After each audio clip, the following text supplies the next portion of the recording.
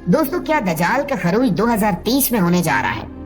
एक यहूदी रब्बी का दावे के साथ कहना है कि उसके ख्वाब के मुताबिक दजाल का इस दुनिया पर खरूज का वक्त काफी करीब है, जबकि रब्बी की इस बात ने पूरी दुनिया में तहलका मचा दिया है और लोगों के जहनों में सबसे बड़ा सवाल ये गर्दिश कर रहा है कि क्या हम आखिरी दौर में जी रहे हैं। तो आज की इस वीडियो में हम यही डिस्कस करने जा रहे हैं कि यहूदी रब्बी ने ख्वाब में क्या देखा, क्या यहूदी रब्बियों का दजाल के साथ राब्ता है, हदीस के मुताबिक ये कैसा होगा और इसके बारे में क्या फरमाया गया। यकीनन आज की वीडियो भी आपको काफी ज्यादा हैरत में डालने वाली है, मगर वीडियो की जानिब मजीद आगे बढ़ने से पहले बस आपसे इतनी सी गुजारिश है कि मुकम्मल मालूमात को समझने के लिए वीडियो को शुरू से लेकर आखिर तक जरूर देखिएगा। तो आइए चलकर मौजू का बाकायदा आगाज करते हैं।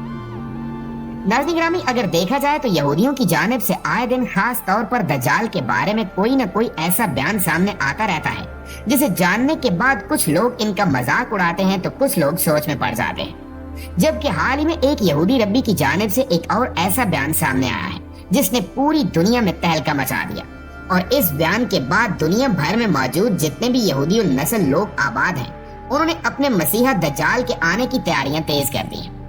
प्यारे साथियों, इसमें कोई शक नहीं कि ऐसी बहुत सी अहादीस मौजूद हैं जिनमें दज्जाल के खरूज की निशानियां बयान की गई हैं। हज़रत इमरान बिन हुसैन रज़ी अल्लाह ताला अन्हु फरमाते हैं कि मैंने रसूलुल्लाह सल्लल्लाहु अलैहि वसल्लम को फरमाते सुना कि आदम अलैहिस्सलाम की पैदाइश से लेकर क़यामत तक दज्जाल से बड़ा और कोई फितना मौजूद नहीं।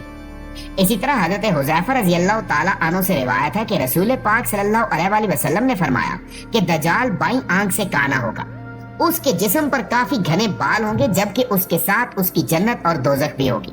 लेकिन जो उसे जन्नत नजर आएगी हकीकत में वो इसकी दोजख होगी, और जो इसे दोजख नजर आएगी वो इसकी जन्नत होगी।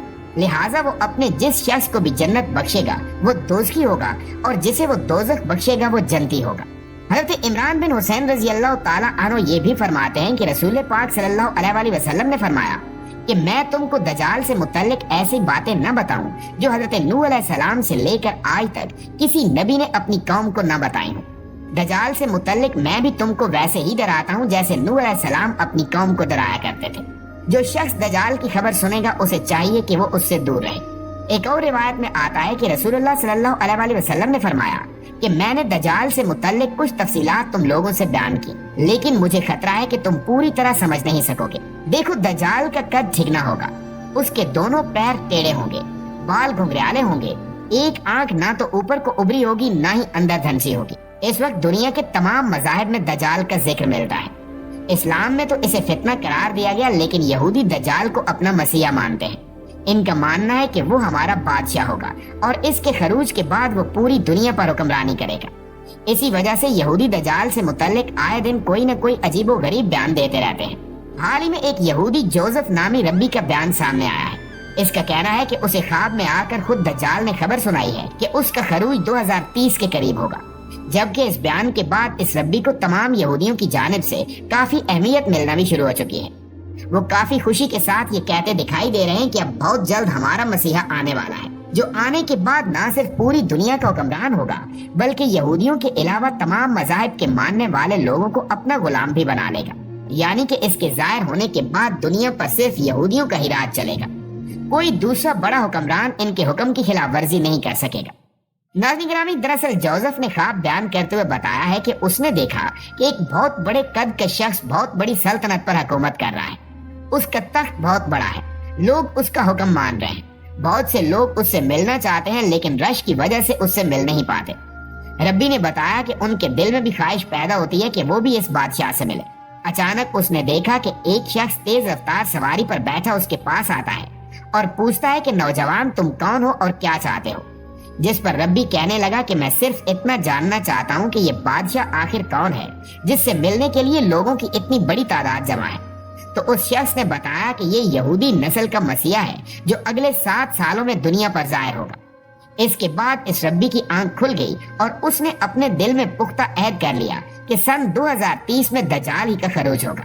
नाज़रीन, आपको बताते चलें कि इसी तरह कुछ अरसा पहले एक और रब्बी ने मजहबी मामलात को नशर करने वाले एक चैनल रेडियो 2000 को बताया था कि उसे एक और रब्बी शाइम कानियोस्की ने बताया कि वो यानी कि शाइम कानियोस्की दज्जाल से राब्ते में है और अगले चंद सालों में वो इस दुनिया पर जाहिर हो जाएगा। शाइम कानियोस्की का शुमार इसराइल के 2 या 3 सबसे बड़े रब्बियों में किया जाता है। इसी वजह से तमाम यहूदी इसकी बातों पर अंधाधुंध एतबार करते हैं। दजाल की आमद कितनी करीब है, ये मामला इतना ही संजीदा है जितनी जिंदगी और मौत। हर शख्स को मालूम होना चाहिए कि वो कामयाब होने वालों में से होगा या कि नाकाम होने वालों से। शाम कानियोस्की की जानिब से दज्जाल के खरूज की 2 निशानियां बताई गई थी, तकरीबन वो सब अब तक पूरी हो चुकी हैं। यहूदी रब्बी अपने अकीदे के मुताबिक ये भी समझते हैं कि नेतन्याहू दज्जाल की आमद से कबल इसराइल के सबसे पहले वज़ीर आज़म होंगे। यहूदियों को जब भी किसी मुश्किल का सामना पेश हो तो वो दज्जाल से ही मदद मांगते हैं। इसका सबसे बड़ा सबूत दीवार गिरिया है। आज भी तमाम यहूदी इस दीवार के आगे खड़े होकर दज्जाल से मदद मांगते हैं। इस्लाम में भी इसके जाहिर होने की कई निशानियां बयान की गई हैं। इस्मा बिन्त यजीद बयान करती हैं कि एक मरतबा रसूलुल्लाह सल्लल्लाहु अलैहि वसल्लम मेरे घर तशरीफ फरमा थे, तो वो फरमाने लगे कि दज्जाल के दुनिया पर आने से पहले 3 कहत पड़ेंगे। 1 साल आसमान की 1/3 बारिश रुक जाएगी, जबकि जमीन की पैदावार भी 1/3 कम हो जाएगी। दूसरे साल आसमान की 2/3 बारिश रुक जाएगी और जमीन की पैदावार भी 2/3 कम हो जाएगी, जबकि तीसरे साल आसमान से बारिश बिल्कुल नहीं बरसेगी और जमीन की पैदावार बिल्कुल खत्म हो जाएगी। यहाँ तक कि जमीन पर जितने भी हैवानात होंगे वो सब हलाक हो जाएंगे। दज्जाल के बारे में ये भी कहा जाता है कि वो अपने आप को ताकतवर जाहिर करने के लिए लोगों से झूठ बोलेगा और उन्हें अपनी झूठी बातों से बहकाने की कोशिश करेगा। जैसे कि वो एक बीमार शख्स के पास आएगा और कहेगा, अगर मैं तेरे ऊंट जिंदा कर दूं तो क्या इसके बाद तुम्हें यकीन आ जाएगा कि मैं ही तुम्हारा रब हूँ? वो शख्स कहेगा कि हाँ जरूर। इसके बाद दज्जाल खुद ही एक ऊंट की सूरत धार कर उसके सामने आएगा और कहेगा कि देखो तुम्हारा ऊंट जिंदा कर दिया। इसी तरह ये और शख्स के पास आएगा जिसका बाप और भाई मर चुका होगा। ये उससे कहेगा कि अगर मैं तेरे बाप और भाई को जिंदा कर दूं तो क्या तू मुझे अपना रब तस्लीम कर लेगा? वो शख्स कहेगा क्यों नहीं। बस इसके बाद वो इसके बाप और भाई की शक्ल इख्तियार करके इसके सामने आ जाएगा। हज़रत इस्मा रज़ियल्लाहु ताला अन्हु फरमाती हैं कि या रसूलुल्लाह सल्लल्लाहु अलैहि वसल्लम दज्जाल का जिक्र सुनकर हमारे दिल तो सीने से निकल पड़े।